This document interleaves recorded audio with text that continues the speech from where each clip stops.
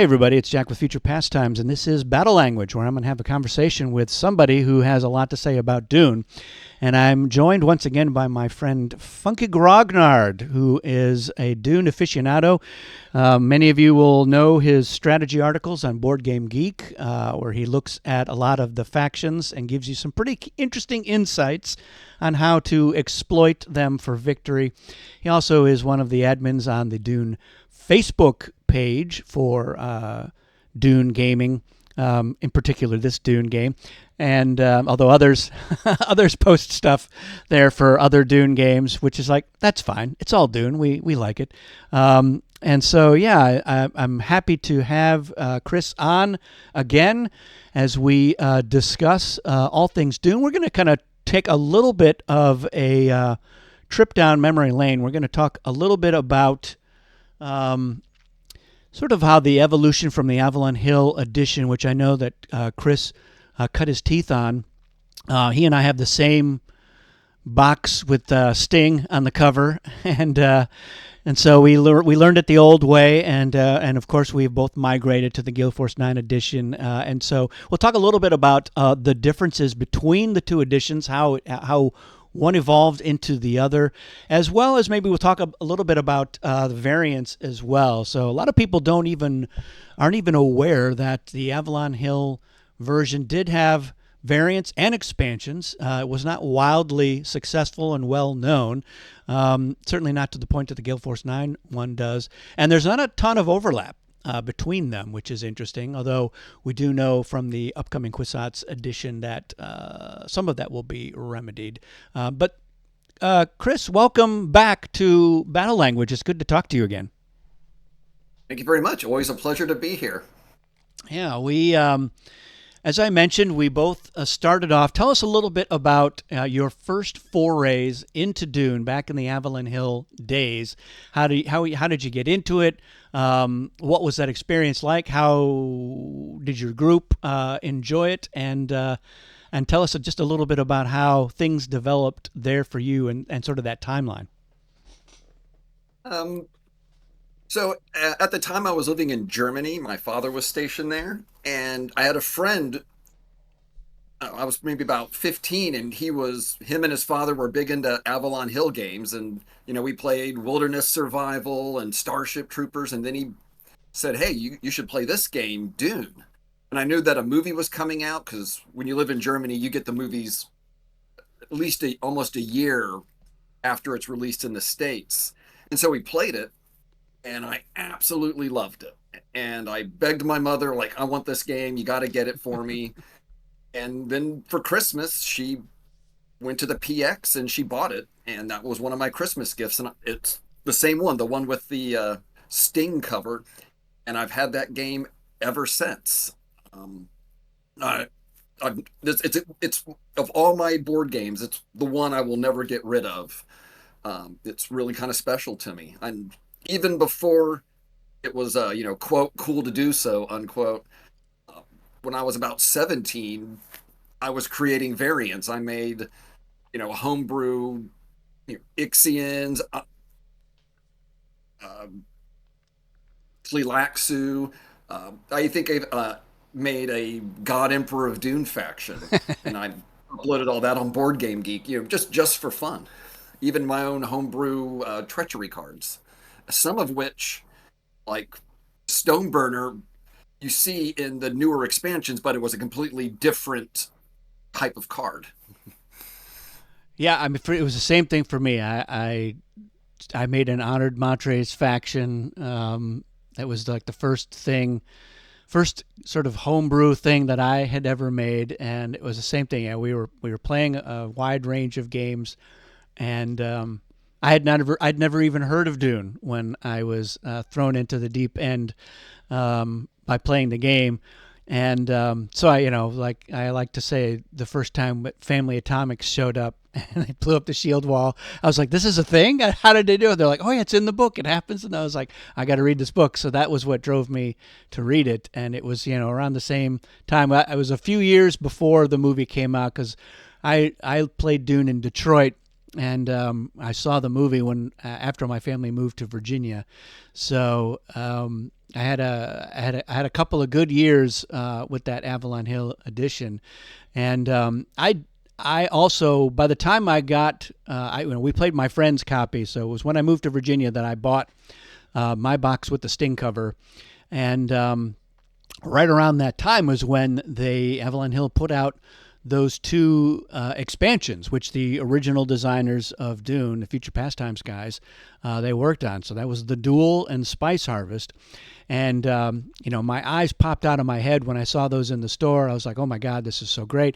By then, I'd been playing Cosmic Encounter, and, we had like 7 expansions for that game. And so I was very thrilled that expansions had come to Dune.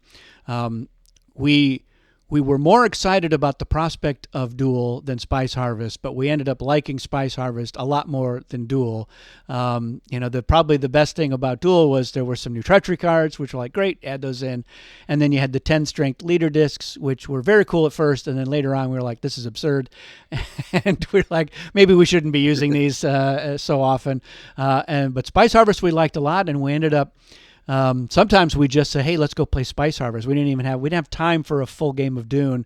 Plus my girlfriend at the time was like, I don't think I can sit through Dune, but I do enjoy Spice Harvest. So we played that quite a bit. It's great that both of those things in some form or another are going to be part of the Kwisatz Haderach release that they're doing on the GameFound. But there are other sort of what I call semi-official variants, which I know that you know about, Chris. And do you know what I'm speaking of from the Avalon Hill days? I think I do.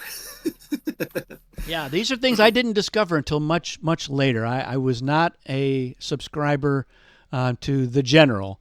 Now I know exactly yes, what you're the talking General. about. So the General was Avalon Hill's magazine, and they did a lot of. It was kind of like the Dragon magazine, which for D&D was like, all right, this is to help out with all of your D&Ding, and the General was like, here's some variants for other games that we have, or here's some, standalone games. They put out a lot of interesting, like, print and play things, or like, here, we've printed it. You just cut it out of your magazine, and here's a war game or something that you can play. But they did a number of things for Dune, and including some homebrew factions.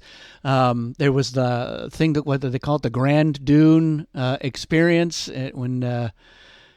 Which and just like with the Duel, the first time I saw these things, I was like, "Oh, this is great! We got to do this." And we tried them out, and we didn't like any of them. So it was just kind of like a weird, like, did they play test this? Or I don't know.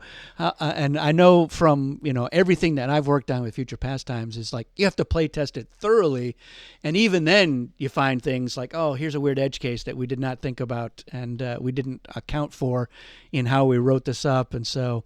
There's always a hot mess of things. But when did you first notice these things in the General, and what have your thoughts been on them? And have you tried all of them?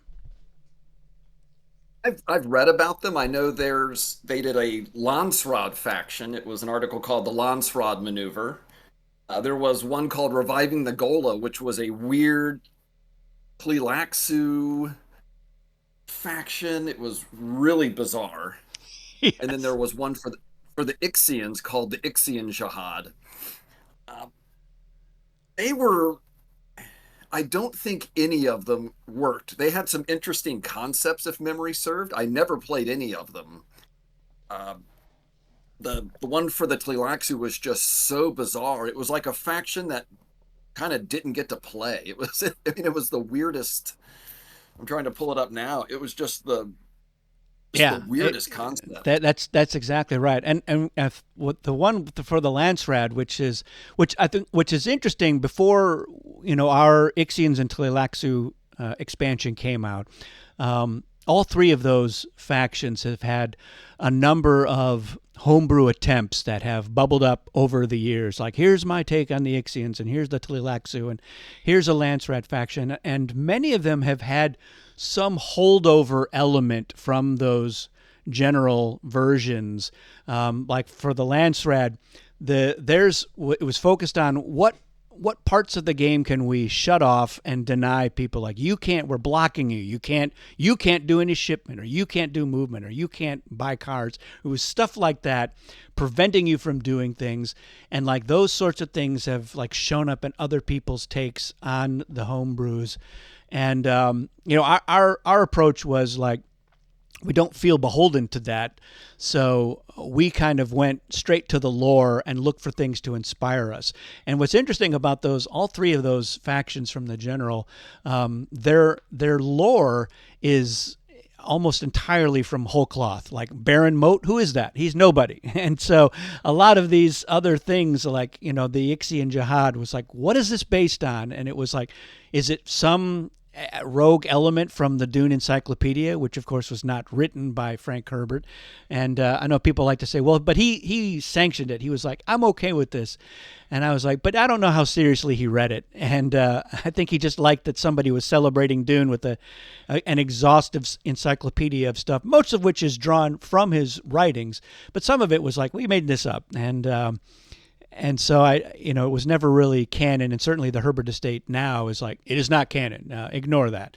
And so they were kind of making stuff up, and we were like, we're going to go to the books, and to be perfectly transparent, a lot of it was from the Brian stuff, because again, Frank's books didn't really go into a ton of detail on some of this. You don't get a lot of leaders from the Landsraad. You kind of know that there's a Landsraad, and you get a general sense of what they do, but they didn't have a real identity. And same thing with like Chome. The Chome had no identity in Frank's writings, but then in Brian and Kevin, they're like, let's meet a bunch of these characters. And so we drew upon a lot of that to help us make the decisions. But yeah, it just kind of was like a weird mixed bag of, we're making up things about these factions based on how very little is out there, at least back then, the mid 80s, when Frank was still alive. And you're trying to imagine who these characters are and what they might do. But yeah, just a really different kind of experience.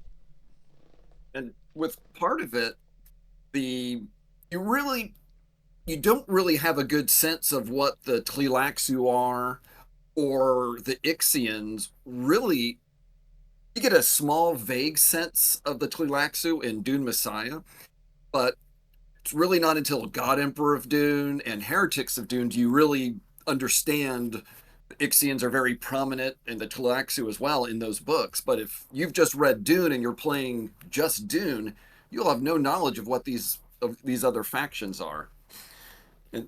And one really interesting thing, and this is kind of a side note, but if you look at the Landsraad maneuver, I love their two leader called the Commissioner. It's just this cool guy with shades on. It's just like they went with that. This looks like Hunter S. Thompson with shades looking up at the sky. It's the weirdest leader token. Yeah.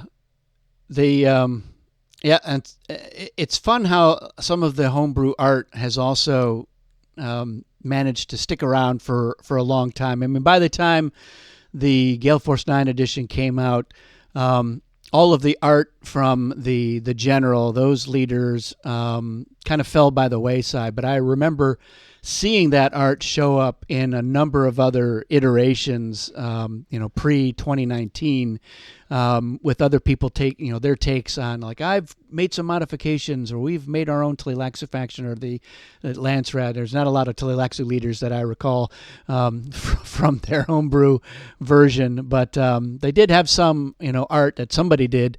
But then when the Ilia art came out, all the homebrews, like a new batch of leader art started showing up, which you will see a lot. Like if you look at some of the homebrews that we've done in the video on this series, like the ones that Gary did, I was like, oh, I recognize some of these guys from 5 other factions that have been put on Board Game Geek in the past. So it is kind of amusing.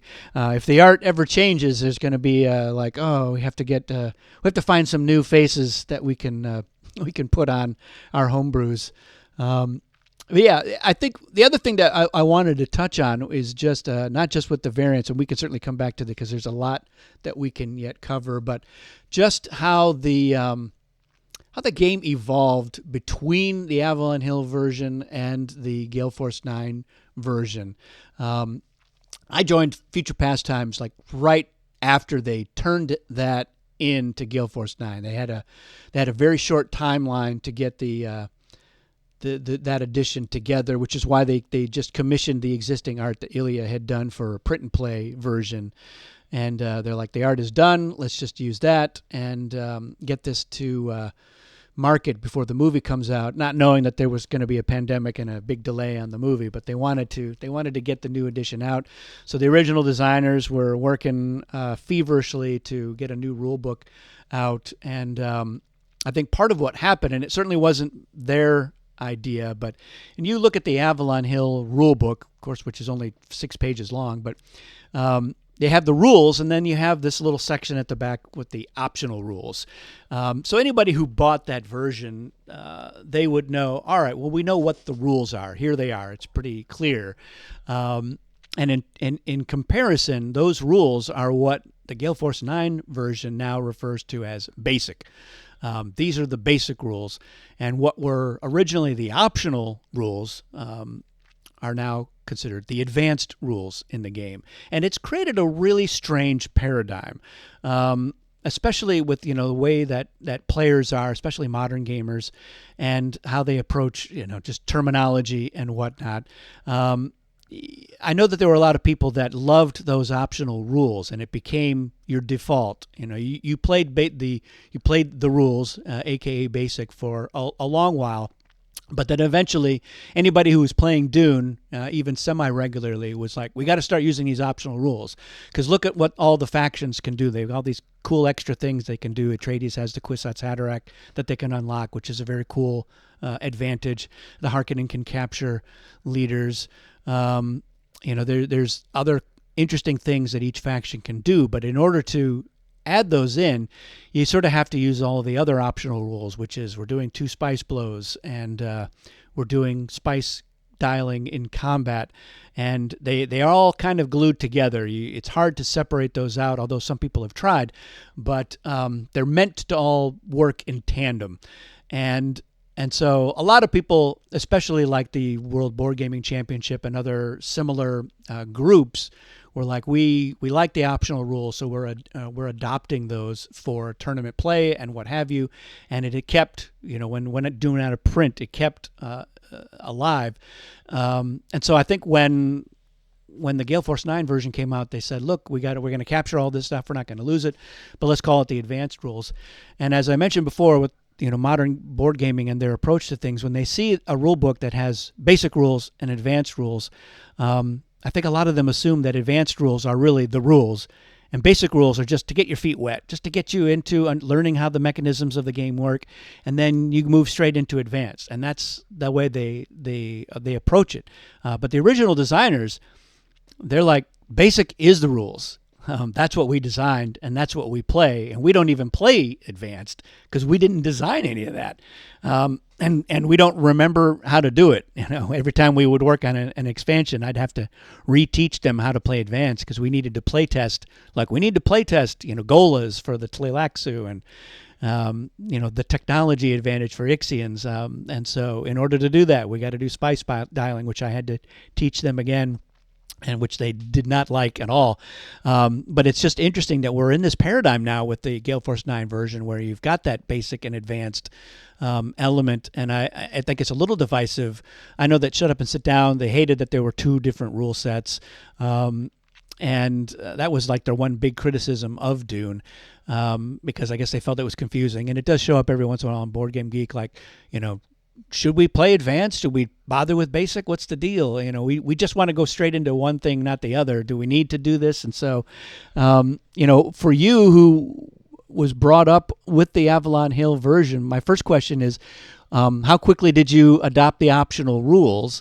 And what was the process for getting everyone to buy in on that?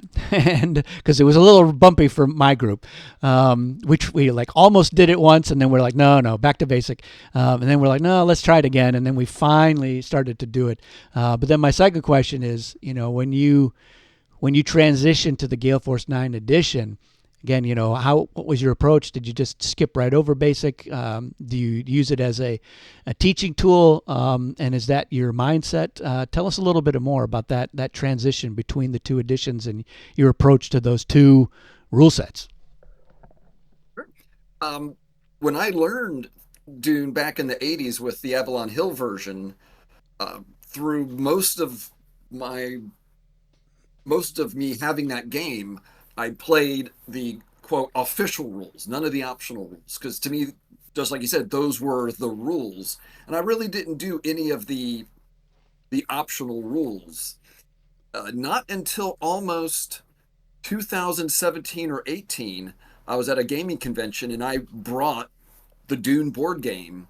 And in that case, we actually played a full game with the optional rules. It confused a lot of the players, so it didn't go as well as I'd hoped. But then when the Gale Force 9 game came out, and I was reading about it on Board Game Geek and finally eagerly buying my copy of it and reading it, I ran it for my next door neighbors. We do a board game night every so often. And we went straight to advanced. I said, I'm going to teach you how to play this game, and we're going to go straight to advanced. And they loved it. They had no trouble understanding, spice combat and, the advanced advantages made the factions more versatile.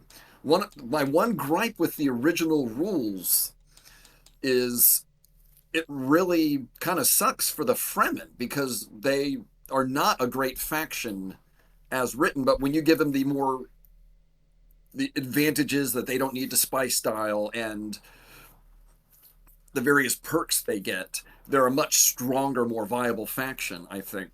So the way I kind of say it, and it's just for me because everyone plays the game they want to play, but to me, if you're not playing advanced, you're not playing Dune because that's the only way to play. Yeah, I mean, once it finally clicked in my head, and a lot of people are like, it's just arithmetic. Um, it's not It's hard, not hard. figuring it out. But it is, it is also not elegant, and that's the thing is when you look at the basic combat, it's very elegant. It's very easy to grok because you're going with this. I'm dialing the number of my troops I'm willing to sacrifice. It's a great idea just to start with. Like, oh, it's so Dune. Like, all right, I want to win this battle, so I've got 6 forces in there. I'm willing to sacrifice 5 of them just to make sure I win. And then you've got this sort of rock paper scissors element with the weapons and the defenses, which is, and again, it's a nice dynamic. But this your number of forces dialed plus leader, higher total wins. Very straightforward. And then you have this very unelegant, I guess inelegant would be the right word. They're half strength, and you're paying to make some or all, depending on how much spice you have, full strength. But then you get this whole element here with the Emperor that he just screws everything up for everybody. We're like, all right, I've got some double strength guys, and some of them are going to be full strength, and some of them are not, and some of the half strength guys are going to be full strength. And so explaining that to somebody for the first time, I would say that 99 times out of 100, I get just glazed eyes staring back at me. They're like, "What? But why would you? Why would you want this?" And at the end of the day, there is an interesting X factor with that spice that does make it worthwhile. And once it does click in your head, and you can do the math, and you can understand the calculations and quickly without needing an abacus. Like this has really interesting depth. It has great depth of gameplay, and that's what makes it worthwhile. But the real reason that people want it, it's not because they're like, oh, I really want to do this complex math of halves and wholes and doubles. It's because they want those other advantages, and some people are like, I would like a little bit more spice every round than one single 6 spice blow, which is just brutal. Basic is very brutal with the stingy spice. So 2 spice blows makes things a little bit more tenable, especially if like, oh, look, the storm wiped out the only spice that was added to the round. So we have no spice. I had a game of Basic where we had 3 rounds with no spice, and it was just like, this is the most Oh. this is the awfulest That hurts. experience. And I was like, we had like one new player, and I was like, it's not normally like this. And so, yeah, it was rough. But it's the real reason is you want those other advantages. You want to be able to say, yeah, I've got just these extra cool thematic things that I can do. And for most factions, it's like, all right, I got one more thing I can do.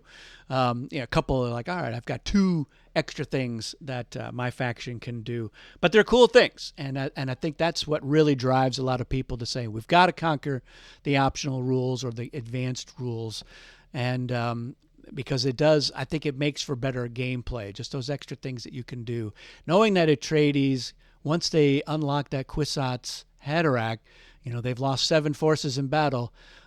Which that whole process right there is really interesting. Like, all right, am I just going to go into a battle right away, dial 7, and say, boom, I've got them now because I've got 2 free revival, so it's not going to be so bad.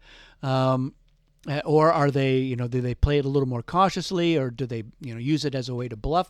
I think it's really interesting gameplay. But once they get that +2, you're like, it's only +2. That +2 is a big deal. But even bigger, I think, is like, yeah, I don't have to worry about traitor calls in this battle. No So traitors. that's an even bigger deal. And I think that it's such a great and fun advantage. That you're like, yeah, I wanna have this experience. So I think that it's the sort of thing that the payoff is worth it. Once you're like, yeah, I get this sort of, I'm dialing in between 2 and 3, so which is a little hard to see sometimes. I'm like, is that a 3 or is that a 5? What are you dialing? Like, yeah, it's kind of, and I've had a couple of times where like that's supposed to be halfway between. It moved when I was turning my battle plan over, but you can see the line is sort of there. So it's not. Again, it's not elegant, which is a downfall. And I think that's the real reason that the original designers just, they don't love the advanced rules because they just find that combat is just too clunky. And they're like, yeah, that's not what we designed. We designed a beautiful battle system that has stood the test of time. It's easy to understand. It makes a certain amount of logical sense. It feels thematic, and you've destroyed it. So that's sort of their feeling, which is why they don't. That's why they don't commit it to memory after they painstakingly go through the process of learning it, so that we can play test something for a few games, and then they immediately flush it out of their frontal lobes, so that they don't have to think about it anymore. But yeah, I like those extra advantages. So it's kind of an interesting development that happened over time. It was really the fan base that made that so prominent, because Dune was gone for a long time, over a decade, but it survived, and it was driven by people who are very enthusiastic about advanced combat and keeping that a thing. And like one of the consultants that they brought in to help them whip up the rules for Gale Force 9 was Ian Allen, and a huge Dune enthusiast and very into the advanced combat. So he was not going to let that. I think he may have been instrumental in like, let's make this advanced and basic rather than optional, because if you don't call it optional, it doesn't feel optional. It feels more imperative. Yep. A couple of things on the advanced combat, which I absolutely love. Is one thing I do like is not only is it thematic, because in the book Dune, Baron Harkonnen, along with the Sardaukar, defeated the Atreides, and one thing the Baron said is, the reason we won is we were rich. We spent a lot of money to win this battle. He was, and I do like that. If you have money, it gives you an edge. And you're also sacrificing troops. So it reflects that war is expensive and costly, both in terms of finances and human lives. So I really think the spice dialing adds just a really neat thematic element to the game. It can add a little bit of complexity, particularly for first timers, but the people I play with picked it up pretty quickly. And what I would advise people that are instructing other people for the first time is what I call the rule of cool. Is particularly with Dune, is if someone makes an honest mistake, then just overlook it, let them redo it. Um, that way, honest mistakes for the first time playing a game don't ruin their enjoyment of it right off the bat. Um, Another thing you mentioned, the Quetzalcoatl, how it really changes the dynamics for the Atreides. I would also add that the Quetzalcoatl changes it for the other factions as well. If you know that Atreides player has the Quetzalcoatl, getting a +2 bonus and their leaders can't turn traitor, it, if you're in a position, it makes it very favorable to want to attack the Atreides on multiple fronts so they can't use that Quetzalcoatl in every battle. So you may lose one battle, but then you could possibly win the other one where they can't use it. So yeah, the advanced rules, the advanced faction abilities with regard to combat really add a lot of depth to an already pretty deep game. Yeah, I mean, I think that at the end of the day, you have to be willing to tell yourself, I'm playing Dune. This is an epic game. It's a big experience. It's not going to be over in 90 minutes, most likely. We're going to dig in and we're going to really figure this out. So if that's going to be the experience, you want it to have the appropriate level of depth. It's not a hard game to learn. I mean, like the basic approach, and I'm not even talking about basic rules. I mean, it's just you've got these phases, and most of them are pretty quick.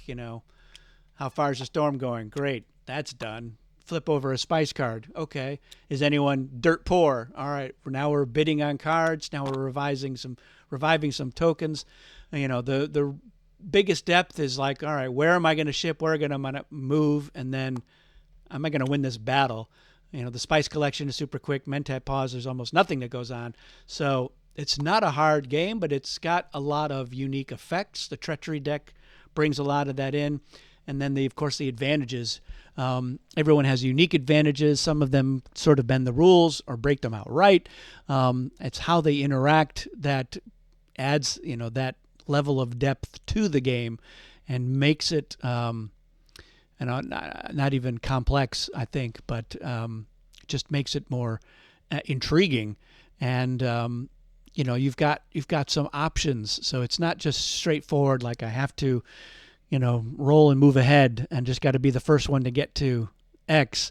You got to work the table. You got to work the other players. You've got to negotiate. You got to look for where you can have compromises and where you have to be bold and just be cruel and relentless if you can afford to be. And it's building up information, building up your resources, building up your positioning on the board.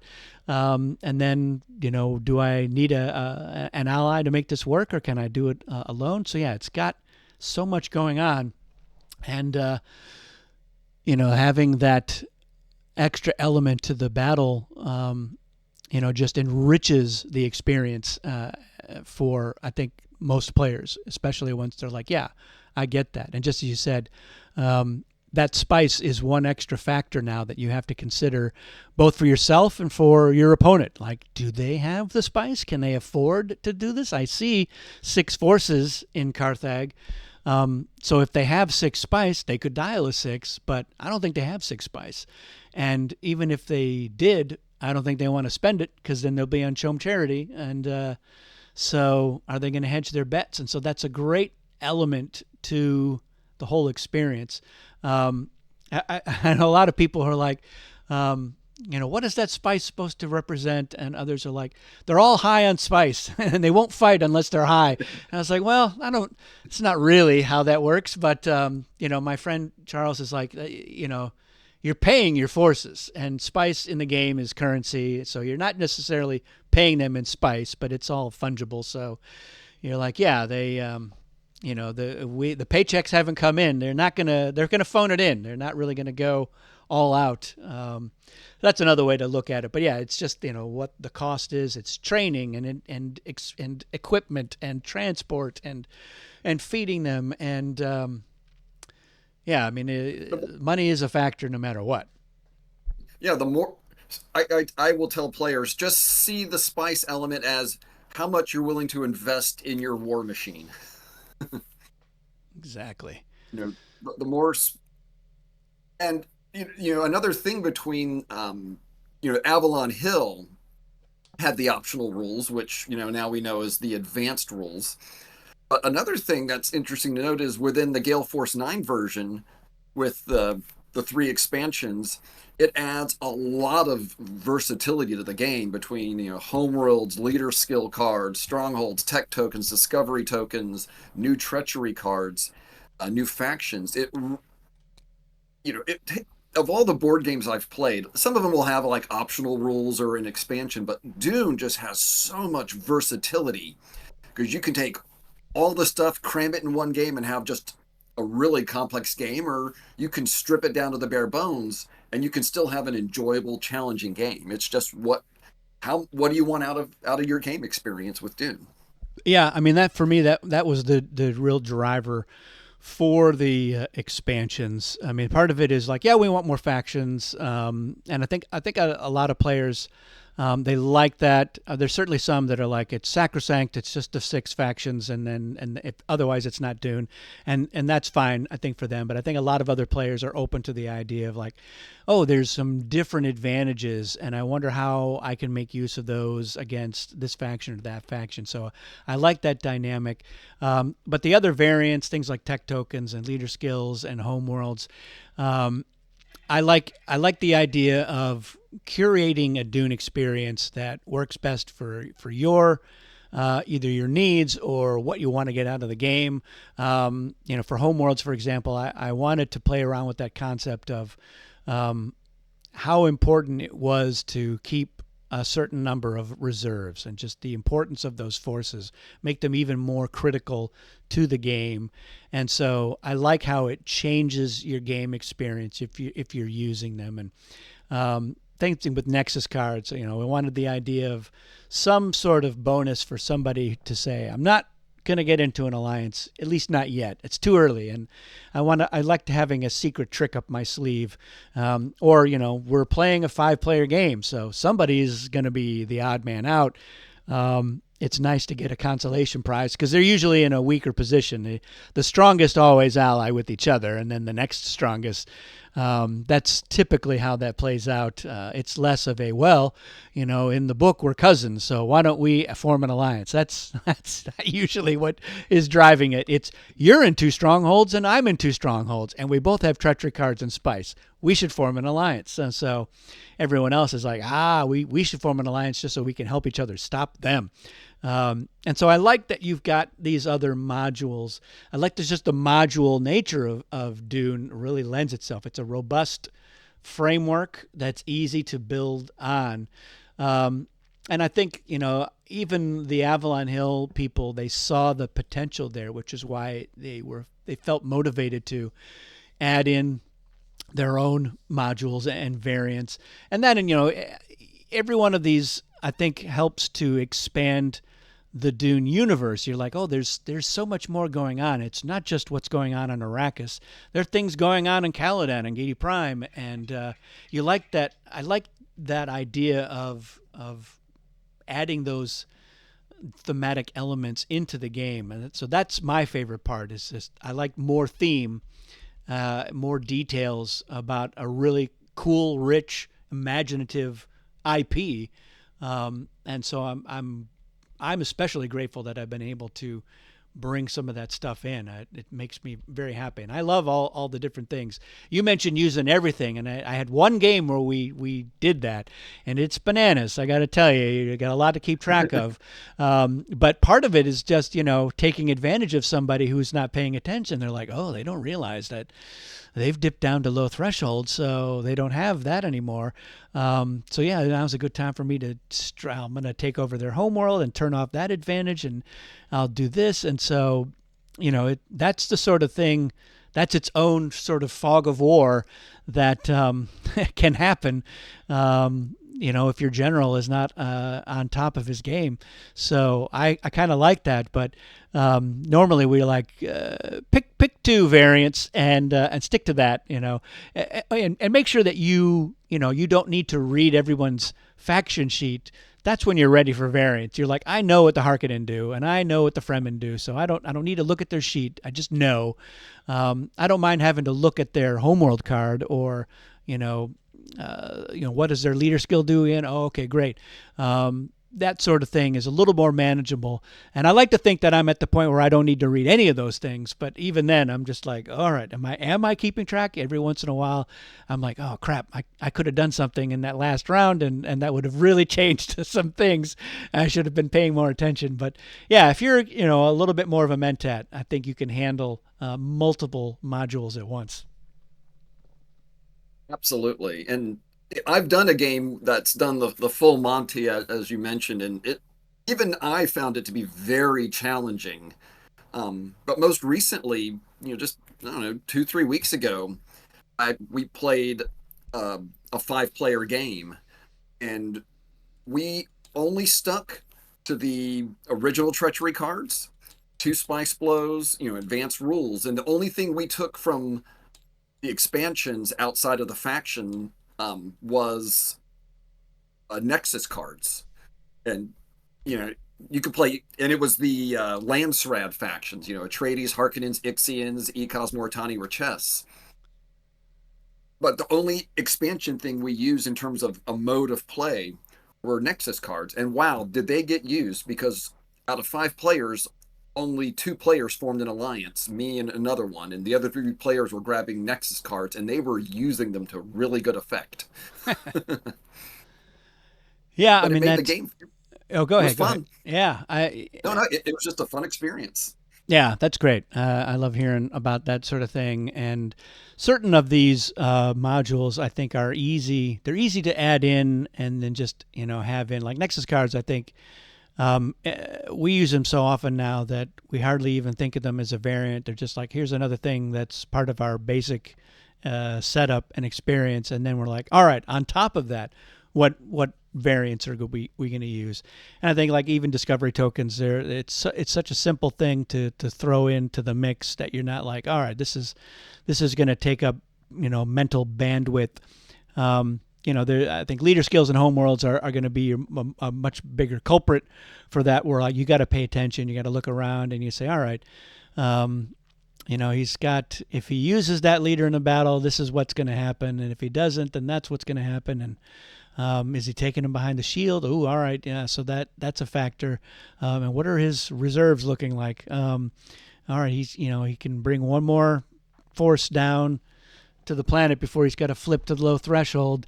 So probably not going for it now, which is interesting information. And when they do, that changes the dynamic of the game. And so I think that I'm grateful that some of these are easy enough to implement that you can exercise more of your brain power on something else. And again, especially if you're at the point where like I know these factions backward and forward, even some of the expansion ones are like, yeah, I get what they can do, and so I don't feel like, oh, I forgot that you could do this. That becomes less and less of an issue with most of the people that I play Dune with. They're not having. They don't even. Some of them don't even look at their faction sheet. They're like, oh yeah, I'm going to play the Tleilaxu. I know what they do, so I don't have to think about it. So yeah, then they're like, yeah, I do want to think about something else. How can we jazz this up? How can we add a little more spice to the game, so to speak, and enhance that experience? So as kind of a tease more than anything else. So we sort of talked about how the game evolved between Avalon Hill and the Gale Force 9 edition. We do have the upcoming Kwisatz Haderach edition, which Gale Force 9 has been very close to the vest with sharing with information, but I think it's probably safe to say that there will be another level of evolution that takes place that hopefully most players will be very receptive to. But I think, again, a lot of it is just driven by what has the Dune experience been like for the community at large.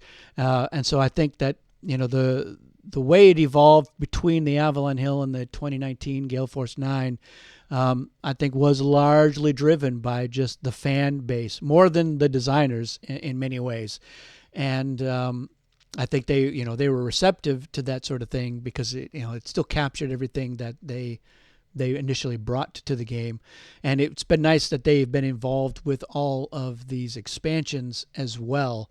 But I think it's safe to assume that it will be a next level kind of move that is driven by the fan base and logical elements. And I think you reading through all the comments in the GameFound page for the Quiz Hatterack edition, you can see that there's a hunger for some sense of evolution.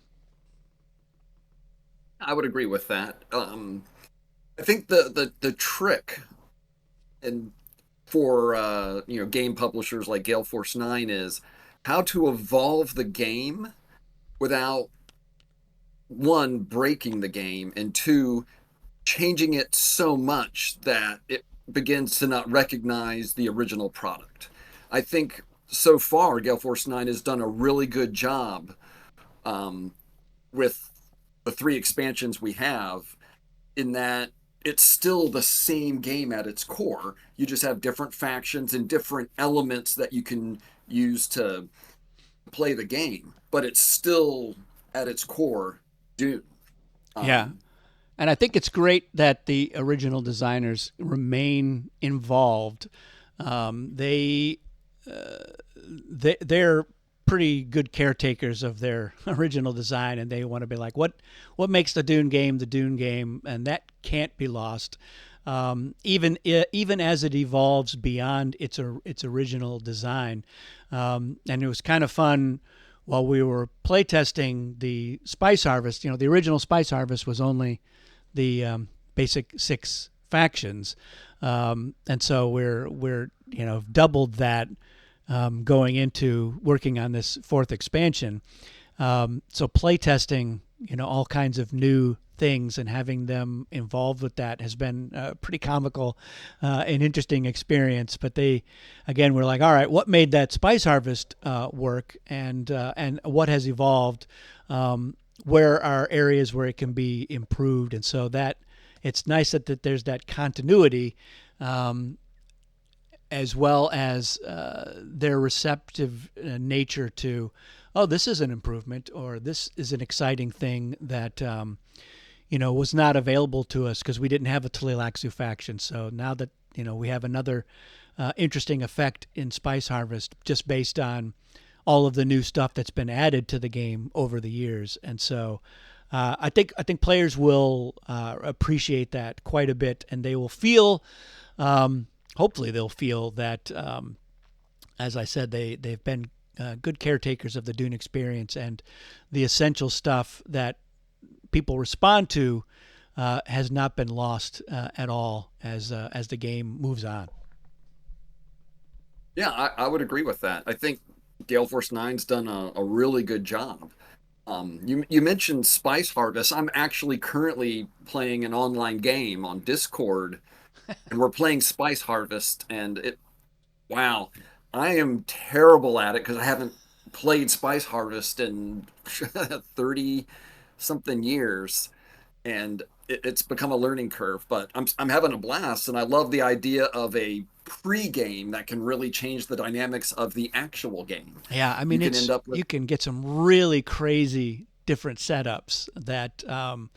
Yeah, I mean, just imagine a game where the Bene Gesserit start in 2 strongholds with a good amount of spice and like 12 forces on the board. You're like, oh my god, this is going to be a very different game than what we're normally used to. Like, there's no Harkonnen on the board at all, and they don't have very much spice either. Like, oh, this is going to be a wild experience. So that's what I like about it. And it kind of, it connects back to that whole idea of, if we're going to use these variants, we're doing it because it's going to be a different kind of experience than what we're normally used to. Not that, Dune is like, oh, it's repetitive, it's the same way. I mean, it's dynamic enough that you get very, very different experiences from one game to the next, even if you're just using those basic 6 factions and none of the variants. Just the different treachery cards and where the advantages work together.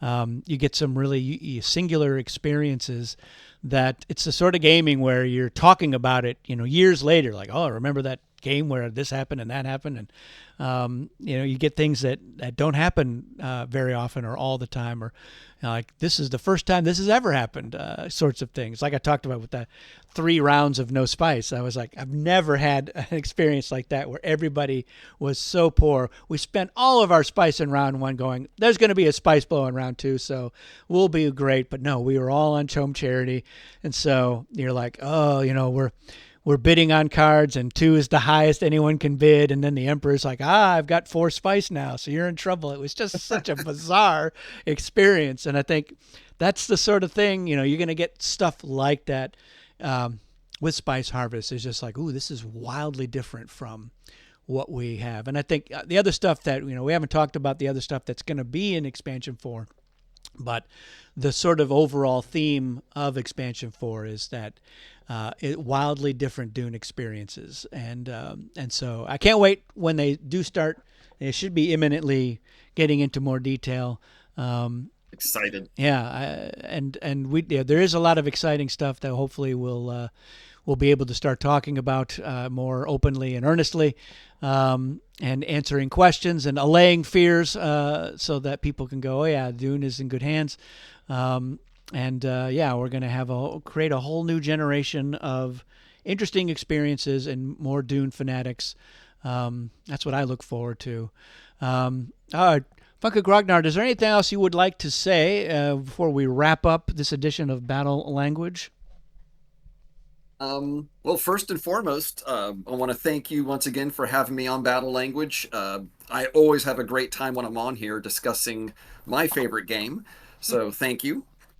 I would just remind the listeners that to me, what makes Dune special, and it fits into this topic, is that Dune is so versatile. You can play a simple game, a complex game, a game that'll break your brain. You can, if you add Spice Harvest, if we ever get that incorporated, that's just going to add an incredible new dimension to an already versatile game. So I'm excited for what the future holds. I really am. Yeah, same here. I think it's going to be an interesting time to be a Dune fan. Got some great movies, some pretty good shows, and a lot of good gaming on there. If you have made it through this video, let us know in the comments. How did you get into Dune? What do you like best about it? How do you curate your own Dune experience? What sort of modules or variants or gameplay do you respond to the best? Are you a hardcore originalist? It's just the basic factions, and that's the experience. It's almost like chess. Or do you do something that even we don't know about, like some bizarre Etsy variant or something that you're cooking up at home in your laboratory of home brewing? We definitely want to share with us in the comments. And as always, make sure that you're following that Game Found. I'll put a link in the description. And if you're following it, you can make comments and share your comments there. Gale Force 9 does read the comments. They even occasionally respond to them, and they will be putting out some announcements here imminently. And so we will definitely have a lot more to talk about, and I will have Chris back on, and we will pick apart any number of things. Let us know what you want to hear Battle Language talk about next for Dune, and I will assemble some Nibes and Fadaikin and whoever else to chat about it, and we'll get some different perspectives on that. Chris, thanks again for joining me. It's always great to talk to you. I look forward to a time when we can sit at the same table and if not play Dune, at least have a soda or something and talk about Dune. So I think that's what I enjoy doing, and that's why I like having Battle Language. And if other people are like, I'm a Dune expert, I want to be on Battle Language, let me know. Send me a note. Let me know. I'm happy to talk to anybody who is enthusiastic about Dune, even if they're not enthusiastic about the same things, or have a bone to pick with me. I still want to talk to you. So that's going to be it for this one, everyone. Thanks for watching, and we'll see you again soon.